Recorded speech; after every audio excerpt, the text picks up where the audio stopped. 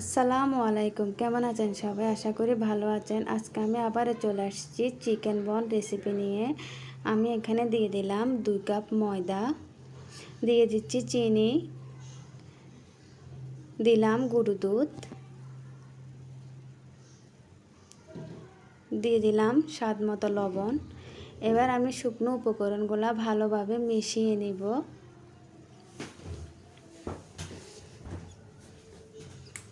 এখানে আমি নিয়ে নিলাম 1 কাপ থেকে কম গরুর দুধ,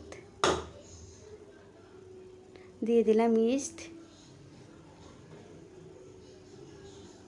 আমি ভালোভাবে দুধের সাথে মিশিয়ে নিয়েছি। এখানে আমি দিয়ে দিব ময়দার সাথে একটা ডিমটা দিয়ে আমি ভালোভাবে ময়দা আর ডিম একসাথে মাখিয়ে নিব।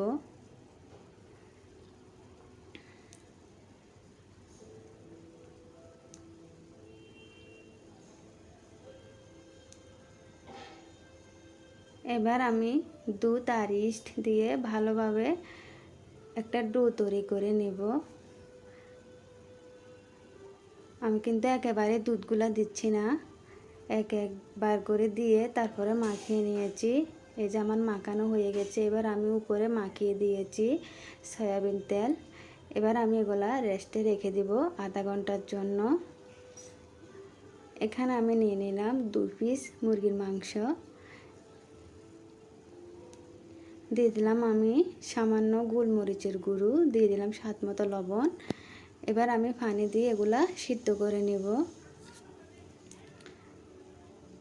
সিদ্ধ করা শেষে এখানে আমি দিয়ে দিলাম একটা বড় সাইজের পেঁয়াজগুলো একটু তেলের সাথে লাল করে নিচ্ছি। এবার আমি এখানে দিয়ে দেব আদা এবং রসুন বাটা।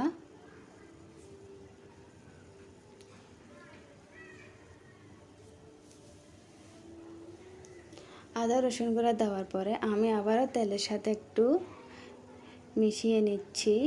এবার আমি এখানে যে সিদ্ধ করা মাংসগুলো কুচি করে রেখেছি, এবার আমি এখানে দিয়েছি জিরা এবং ধনিয়ার গুঁড়া, দিয়ে আমি আবার ভালোভাবে নেড়ে চেড়ে নিচ্ছি। এখানে আমি দিয়ে দিলাম সিদ্ধ করা মুরগির মাংস, দিয়ে দিলাম স্বাদ মতো লবণ। আমি আবারও এখানে দিয়ে দিলাম 1 চামচের মতো গুঁড়ো দুধ। এবার আমি আবারও ভালোভাবে নেড়ে চেড়ে নিচ্ছি। দিয়ে দিলাম সামান্য গরম মশলা, দেওয়ার পর আমি নামিয়ে নিয়ে নিলাম। ফিরে আসলাম আধ ঘন্টা পর।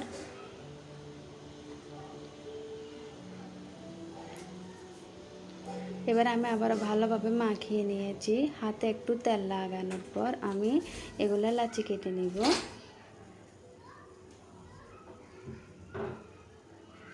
এই যে আমি নিয়ে নিয়েছি, 4টা হয়েছে এখানে। এবার আমি ভালোভাবে গোল একটা শেপ দিয়ে এবার এখানে মাছ বরাবর দিয়ে দিব রান্না করে রাখা মুরগির মাংস, দিয়ে আমি ভালোভাবে মুখটা বন্ধ করে দিব।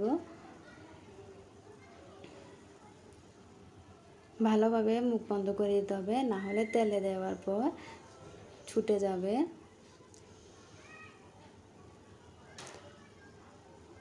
হয়তো অনেক আপুদের মনে প্রশ্ন থাকতে পারে, এটা ডুবো তেলে ভাজলে কি তেল বেশি হয়ে যাবে না? এটা কি খাওয়া যাবে? একদমই না, এটাতে কিন্তু তেল তেমন একটা লাগবে না, একদম নামানোর পর শুকনো হয়ে থাকবে। আমি আরেকটা দেখিয়ে দিব। এই যে আমি প্রত্যেকটা বন একই শেপ করে বানিয়ে নিচ্ছি।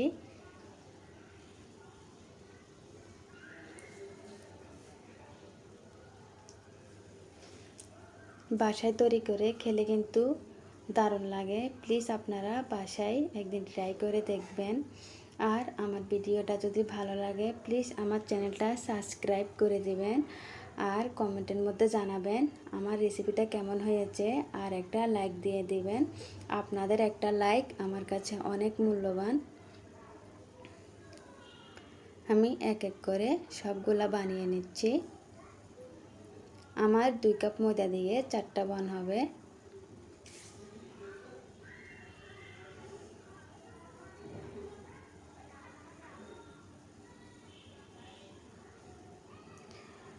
বানিয়ে নেওয়া শেষ। এবার তেলে ভাজার পালা। আমি চুলায় বসিয়ে দিয়েছি পরিমাণ মতো তেল দিয়ে কড়াই দিয়ে দিলাম তেলে। চুলাটা কিন্তু একেবারে বাড়িয়ে রাখা যাবে না, চুলাটা কমিয়ে ধৈর্য সহকারে আস্তে আস্তে ভেজে নিতে হবে। আর একটা চামচের সাহায্যে আমি তেলগুলা উপরে দিয়ে দিচ্ছি যেন বানটা ভালো করে ফুলে ওঠে। আর কালার আসা পর্যন্ত আমি এভাবে নেড়ে চেড়ে ভাজতে থাকবো। যখন সুন্দর একটা গোল্ডেন কালার চলে আসবে তখন আমি বানটা নামিয়ে নেব।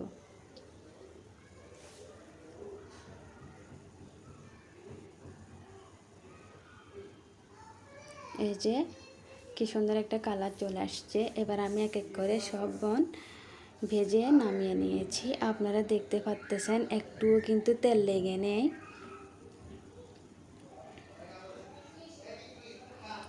খেতে কিন্তু অনেক মজা। আমি একটা বন আপনাদের ভাঙিয়ে দেখিয়ে দিচ্ছি ভিতরটা ঠিক কেমন। আপনারা দেখতে পাচ্ছেন ভিতরে কিন্তু অনেক সুন্দর।